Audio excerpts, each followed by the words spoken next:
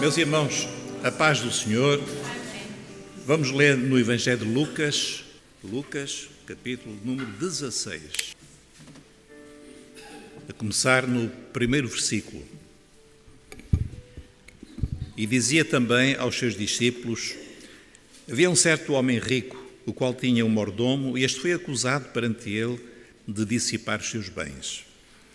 E ele, chamando, disse-lhe: que é isto que ouço de ti? Dá contas da tua mordomia, porque já não poderás ser mais meu mordomo. E o mordomo disse consigo: que farei, pois que meu senhor me tira a mordomia? Cavar não posso, de mendigar tenho vergonha. Eu sei o que hei de fazer, para que, quando for desapossado da mordomia, me recebam em suas casas. E chamando a si cada um dos devedores do seu senhor, disse ao primeiro: quanto deves a meu senhor? E ele respondeu: 100 medidas de azeite. E disse-lhe: toma a tua obrigação e, assentando-te já, escreve 50. Disse depois ao outro: e tu, quanto deves? E ele respondeu: 100 alqueires de trigo. E disse-lhe: toma a tua obrigação e escreve 80. E louvou aquele senhor o injusto mordomo por haver procedido prudentemente. Noutra tradução, astutamente. Porque os filhos deste mundo são mais prudentes na sua geração do que os filhos da luz. E eu vos digo: granjeai amigos com as riquezas da injustiça, para que, quando estas vos faltarem, vos recebam eles nos tabernáculos eternos.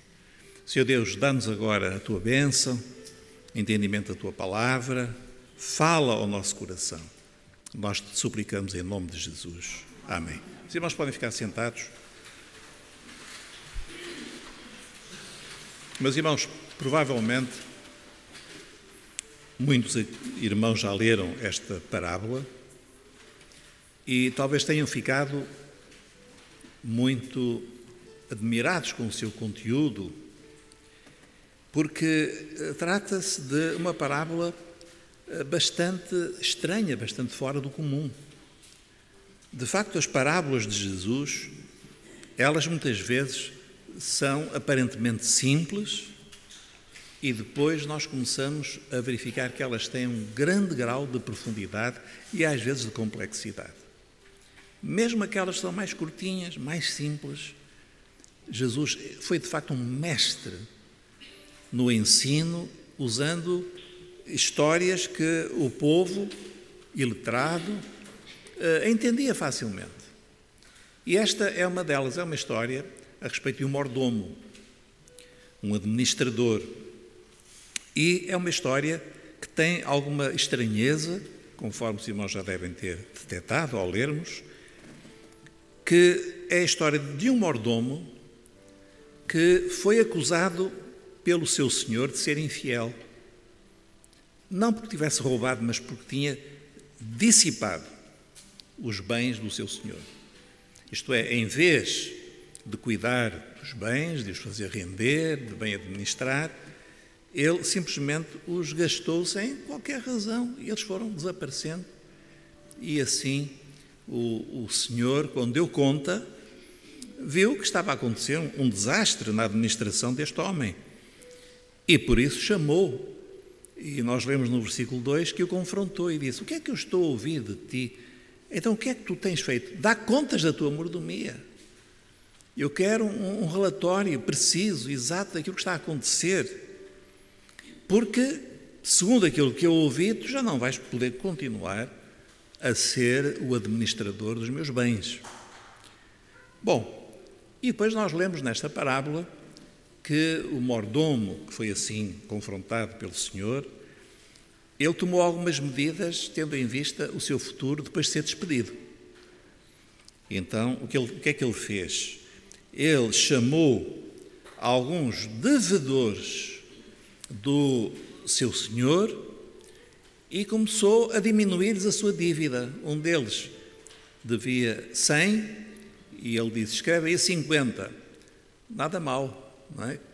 1 euro por 50 cêntimos. Bom negócio. O outro: quanto é que tu deves? Também 100, escreve 80. Bom, e foi assim que ele fez.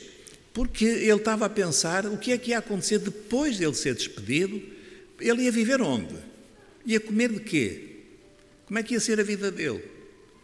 Então ele pensou, bom, se eu tratar bem estes devedores, eu vou ter alguém que me vai acolher, que se vai lembrar, olha, ele fez-me isto, eu estou em dívida para com ele, eu vou ajudá-lo.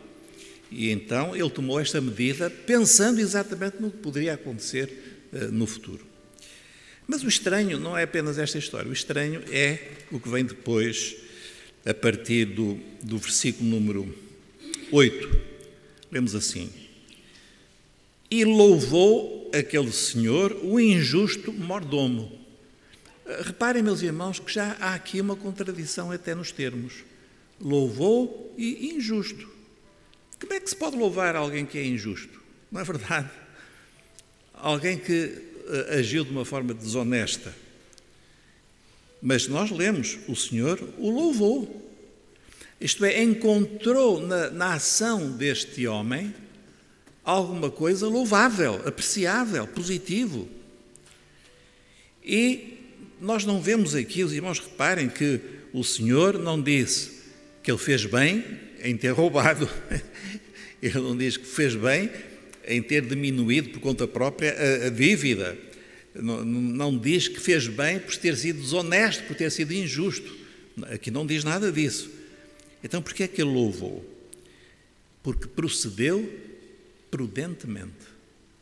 Ou, eu gostaria de usar até uma outra palavra que existe noutras traduções, procedeu astutamente. E foi isto que, de facto, chamou a atenção do Senhor. Ele achou muito interessante a atitude prudente daquele homem. Astuta, pensando na sua vida, como deveria remediar, preparar o seu futuro. E louvou por causa disso. E agora Jesus, ele termina, como sempre faz nas parábolas, ele muitas vezes ele faz uma aplicação, e logo nós lemos no versículo 8 qual é a aplicação.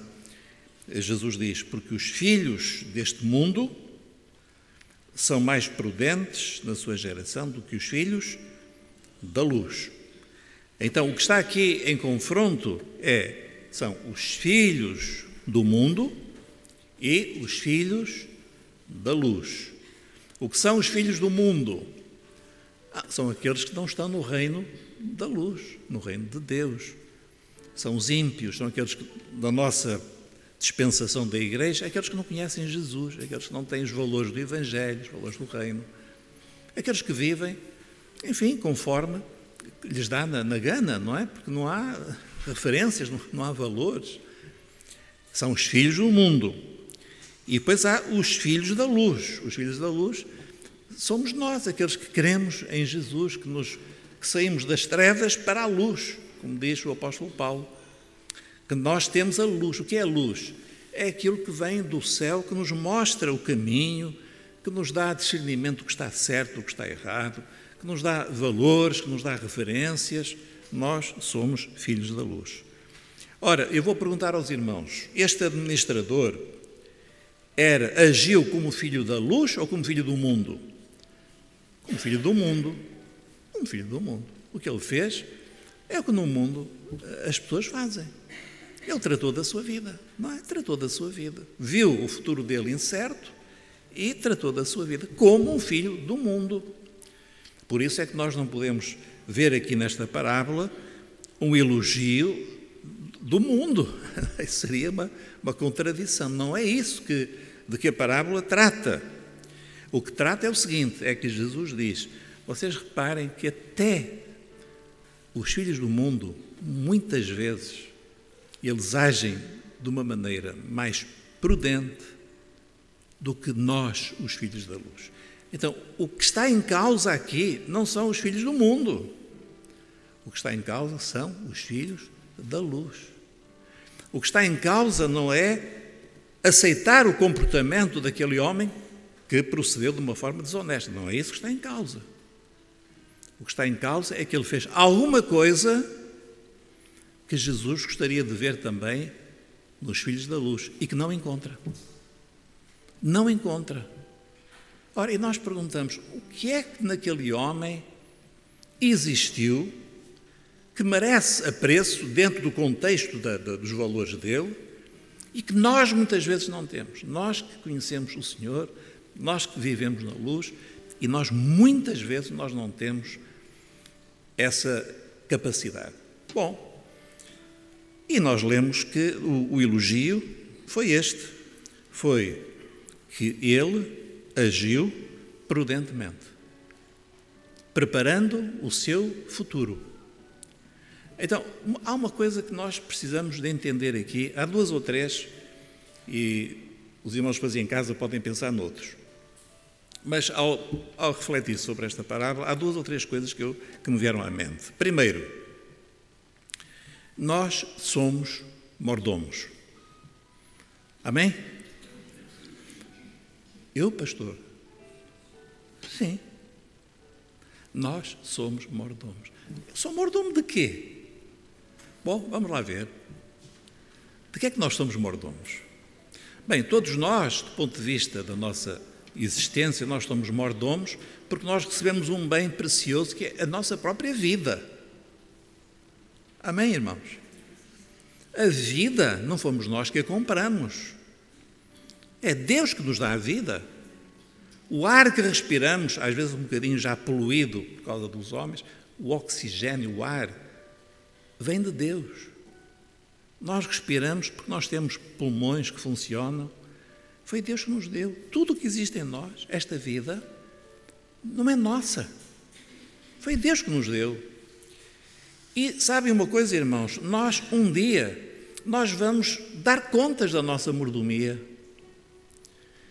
A palavra de Deus diz que nós vamos um dia comparecer diante do tribunal de Cristo. Prestem atenção a esta expressão. Paulo não diz que nós vamos ser julgados no grande trono do juízo lá em Apocalipse 20. Não é esse o juízo, que esse juízo é o juízo da condenação. Mas há um outro juízo, uma avaliação que é feita no tribunal de Cristo. O tribunal de Cristo é para os crentes, vamos dizer assim, é para os filhos da luz.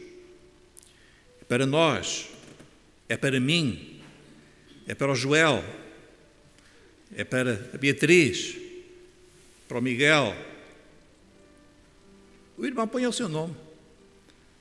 O irmão vai comparecer no tribunal de Cristo. Ai, pastor, agora fiquei assustado. Porquê? Não é para sermos condenados. Então, para quê? É para darmos contas da nossa mordomia, a nossa vida. Quanto tempo de vida eu tenho? Bem, eu já tenho 20 e poucos anos, mais então, quase nos 50. Se calhar um bocadinho acima. E o irmão? Então, nós vamos dar contas. O que é que nós fizemos com a nossa vida? Além de dormir e comer, que a gente passa a maior parte da vida a dormir e a comer, o que é que nós fizemos mais? Mas vamos dar conta também das capacidades naturais ou dos dons naturais que o Senhor nos deu. Nós vamos dar conta agora, como servos do Senhor, nós vamos dar contas do investimento que o Senhor realizou em nós ao salvar-nos e ao encher-nos com o seu Espírito, ao dar-nos dons espirituais, ao dar-nos capacidade, às vezes há irmãos que têm uma capacidade tão maravilhosa de falar de Jesus aos outros. Que dom maravilhoso! Ou outros irmãos que têm um coração compassivo e que gostam de ajudar os outros, são tocados pelo Senhor para ajudar os outros. Ou outros, como alguns pastores, são dados ao ministério do evangelismo ou do ensino. Outros são dotados para a música. Irmãos, todos nós temos alguma coisa. E o irmão pode pensar, pastor, eu sou muito pobrezinho, não tenho nada. Será que não tem? Pode ter a certeza que tem. Ora, a acusação que o mordomo sofreu foi esta. Ele dissipou, ele gastou mal. Ele gastou indevidamente. É como se eu vivesse e a minha vida fosse dissipada, fosse mal usada. Usei mal a minha vida. Eu tinha várias áreas da minha vida Eu distribuí mal a minha vida. Eu investi muito numa área e esqueci outra. Investi muito na minha formação, nos meus cursos, na minha profissão, no meu emprego para subir, e dediquei-me. Muito bem, isso é bom. E o resto? Aquilo que Deus nos confiou, aquilo para que Ele nos chamou. Às vezes há um desequilíbrio e nós dissipamos a nossa vida. E chegamos ao fim dos nossos dias e às vezes dizemos: ai, se eu fosse mais novo, eu agora fazia isto e fazia aquilo e falava do Senhor e orava mais e até eu era capaz de abrir a minha casa para um estudo bíblico, para testemunho, mas agora já o meu tempo já passou. O administrador dissipou a sua vida, usou mal os seus bens. E o problema, irmãos, é o seguinte, é que por causa disso nós vamos entrar na eternidade. Reparem o que é que diz o Senhor no versículo número 9. Granjeai amigos com as riquezas da injustiça, para que, quando estas vos faltarem, vos recebam eles nos tabernáculos eternos. Então, Jesus está a falar de tabernáculos ou moradas, onde? Eternas. Jesus está a falar de quê? De eternidade. Aquele mordomo, ele preparou-se para o futuro terreno. Ele estava preocupado: eu vou ficar sem emprego e agora como é que eu vou viver? Estava preocupado com a vida dele na terra. Mas nós, irmãos, nós temos de estar preocupados com algo muito superior. Nós temos de estar preocupados com as nossas moradas eternas. Porque a nossa vida aqui, ela passa muito rapidamente. Mas a nossa vida aqui é uma passagem breve, porque de facto a nossa vida e a nossa morada está reservada onde? Está nos céus. E é aí que nós vamos viver. E é por isso que os irmãos não se preocupem se não realizarem os seus sonhos. Eu gostava muito de ir dar um passeio à volta da Terra. Está bem, aluga um balão. Eu gostava de ir pescar nas águas do Havaí. Meu irmão, tenha sonhos para a eternidade. Nós temos de ter sonhos mais ambiciosos. Não tem mal nenhum se o irmão quiser dar a volta ao mundo, não há problema nenhum. Mas e o resto? E as moradas eternas? E aquilo que o Senhor nos vai perguntar assim: meu filho, o que é que tu fizeste da tua vida? Os dons que eu te dei, a capacidade que eu te dei, a família que eu te dei, o dinheiro que eu te dei, o emprego que eu te dei, o conhecimento que eu te dei. Presta contas da tua mordomia. E o conselho do Senhor é este: temos de agir com prudência. Temos de ser prudentes. Não podemos viver como se o futuro não existisse ou já tudo estivesse programado. Não, este homem, ele mexeu-se. Ele viu: não, eu tenho que fazer qualquer coisa, e tomou aquelas medidas desonestas. Aldrabou mais uma vez o seu senhor, mas ele teve a preocupação de preparar o seu futuro. Meus irmãos, e é isso que Jesus diz: granjeai amigos com as riquezas da injustiça. Para quê? Quer dizer, granjeai amigos, usai bem aquilo que nós temos aqui, que é da terra. Usai bem, para que, quando estas vos faltarem, vos recebam eles, os amigos, nos tabernáculos eternos. Os irmãos, imaginem este cenário. Aqui o irmão Fernando encontra uma pessoa e começam a conversar, e ele diz assim: olha, o bem maior da minha vida é Jesus. O dia mais feliz da minha vida foi quando eu encontrei Jesus. E você precisa também de encontrar. Mas eu não sei como é que eu hei de fazer. Aquelas conversas: eu já tenho uma religião. Não, mas não é mudar de religião, é encontrar Jesus vivo. E o nosso irmão leva aquela pessoa a crer em Jesus. E um dia nós vamos entrar nas moradas eternas. O irmão Fernando vai lá encontrar aquela pessoa. Diz: olha. E ele vai dizer assim: meu amigo, foi você que me falou. Você falou-me de Jesus. Eu estou aqui por causa disso. Granjeai amigos que vos recebam nos tabernáculos eternos. Aquela senhora que estava abandonada, sozinha, e houve uma irmã que a foi visitar. Talvez no hospital, lá numa cama, e a irmã entrou, e aquela senhora, os olhos dela até se riram. A irmã está aqui, estou aqui. E na eternidade ela vai dizer: oh, minha amiga, nunca mais esqueci aquela visita que um dia me fez, nunca mais esqueci. Meus irmãos, e há tanta coisa que nós podemos fazer no nosso dia-a-dia, sem ser apenas para esta vida que vai passar rapidamente, mas pensando como é que nós podemos usar esta vida que Deus nos deu, investindo-a no reino dos céus. Foi isso que Jesus ensinou quando Ele disse: buscai primeiro o reino de Deus e a sua justiça, e todas as outras coisas serão acrescentadas. Meu irmão, não dissipe a sua vida, não gaste mal a sua vida, não deixe passar o tempo e escoar-se pelas suas mãos como areia e de repente tudo acabou. Não deixe, use a sua vida. Um dia nós vamos dar contas e nós queremos chegar ao tribunal com alegria, não com vaidade, temos feito tudo, mas com alegria e ouvir aquelas palavras maravilhosas: bem está, servo bom e fiel. Servo bom e fiel. No pouco foste fiel, sobre o muito te colocarei. Que o Senhor nos abençoe. Amém. Vamos, irmãos, ficar de pé e vamos glorificar o nome do Senhor.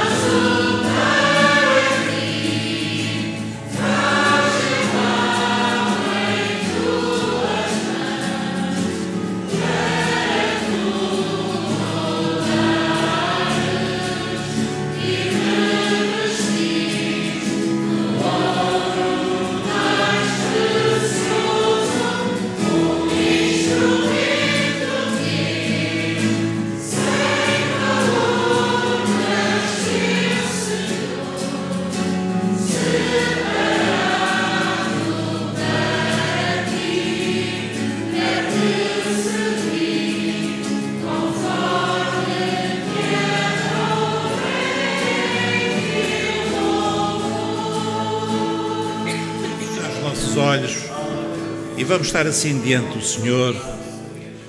Cada um de nós precisa de entender que nós vamos dar contas da nossa mordomia.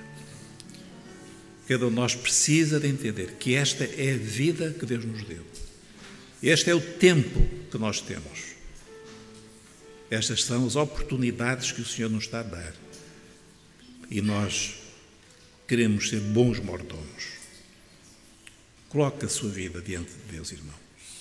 E peça ao Senhor que o ajude a ser um bom mordomo, um bom administrador do seu tempo, da sua vida, da sua família, dos seus bens. Peça ao Senhor. Ó Deus nosso Pai, sabemos que esta é uma palavra solene de advertência e de encorajamento, para que nós possamos não nos deixar enredar por esta vida, pelas riquezas da injustiça, mas que nós possamos ter os nossos olhos fitos muito mais longe. Ajuda-nos, Senhor, a compreender que estamos a caminho da eternidade. E é aí, Senhor, que nós queremos ser recompensados. Dispensamos os elogios deste mundo, mas queremos ouvir da Tua boca aquela palavra: bem-estar, servo bom e fiel. É isso que nós queremos, Senhor. Ajuda-nos a usar o melhor possível aquilo que Tu nos tens dado, para a glória do Teu nome, para a bênção dos nossos irmãos, do nosso próximo. Ajuda-nos, Senhor. E nós queremos esta noite pedir-te que Tu marques o nosso coração e que nós possamos ser não apenas ouvintes, mas possamos tomar as medidas necessárias para atender à Tua vontade. Assim oramos e Te agradecemos em nome de Jesus. E dizemos que o amor de Deus, nosso eterno Pai, a maravilhosa graça e salvação do Senhor Jesus Cristo e a comunhão do Espírito Santo de Deus seja connosco, irmãos, agora e para todo o sempre. Amém. Amém. Os irmãos podem ficar sentados.